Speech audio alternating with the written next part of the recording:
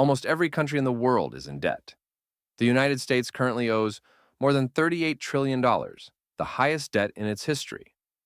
The European Union owes around $14 trillion, and Japan about $9 trillion.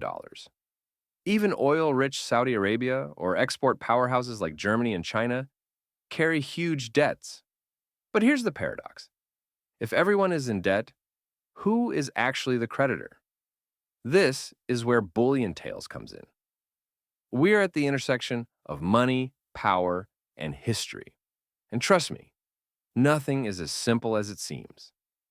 Debt is not just a burden. It's one of the most fundamental building blocks of the modern world.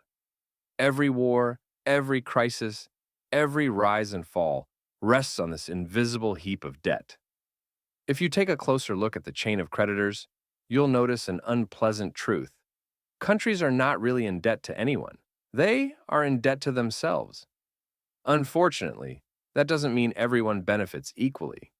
Today, global debt exceeds $315 trillion, roughly 3 times the size of the world economy. To understand how we got here, let's take a quick look at history.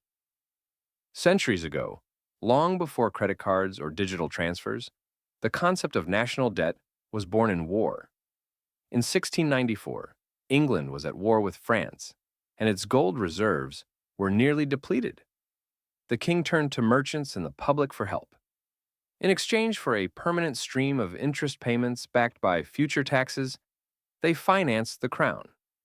To manage this new system, the Bank of England was established. It was revolutionary. The state could now spend money it didn't have, and creditors gained something priceless, the promise of the government. This promise could be bought, sold, and traded. This was the first step of the modern financial system. Government bonds were born. France copied the system, the Netherlands refined it, and the newly independent United States adopted it to fund its revolution and westward expansion. National debt became a sign of credibility, not failure. The ability to borrow meant the ability to rule. Once, empires conquered land to extract gold. Now they issued bonds to collect interest. The battlefield had become a balance sheet. 3 centuries later, debt has become the world's largest export. The U.S. owes $38 trillion, Japan over $9 trillion, and global debt increases by roughly $1 trillion every 100 days. Every country owes money, every bank lends it, and every citizen, through taxes, savings, and pension funds, is both debtor and creditor. But who holds the other end of the rope? Let's take the U.S. as an example. About half of its $38 trillion debt is held by investors, 2/3 of whom are American banks, pension funds, and the Federal Reserve. The remaining third is held by foreign investors, mainly Japan and China. So yes, the U.S. owes money to China, but that's only about 2% of the total. Most of the debt is actually owed to Americans.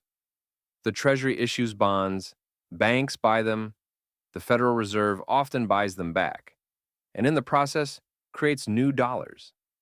In short, the debt exists, but the creditor is mostly a self-perpetuating illusion within the system. And this illusion isn't just in the U.S., it's global. Japan buys U.S. Treasury bonds, the U.S. lends to Europe via the IMF. Europe lends to developing countries through the World Bank, and developing nations park foreign exchange reserves and Western bonds, effectively lending back to advanced economies. Everyone owes everyone, but no one actually wants to pay. The most powerful players are the markets.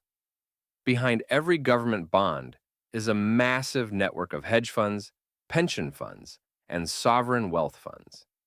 They decide which countries can borrow cheaply and which must pay a premium to survive. If confidence is lost, currencies collapse, governments fall, and economies are reshaped overnight. Democracy decides who governs. The markets decide who survives. Central banks sit at the very heart of the system. By buying bonds and creating new money, they generate debt. Every dollar in circulation represents debt somewhere. There is no debt-free money. Every coin, banknote, and digital dollar carries an invisible IOU. This system runs on trust. As long as investors believe governments will pay interest, even if they never repay the principal, the machine keeps turning, much like a Ponzi scheme. But what happens when trust breaks? As we saw in 2010 with Greece, debt became unpayable, bondholders panicked, interest rates spiked, and the IMF and European Central Bank intervened. Rescue plans came with austerity, tax hikes, and unemployment. That's why governments keep creating more debt. Debt is the heartbeat of capitalism. When policymakers talk about balancing the budget or paying off debt, they're selling an illusion.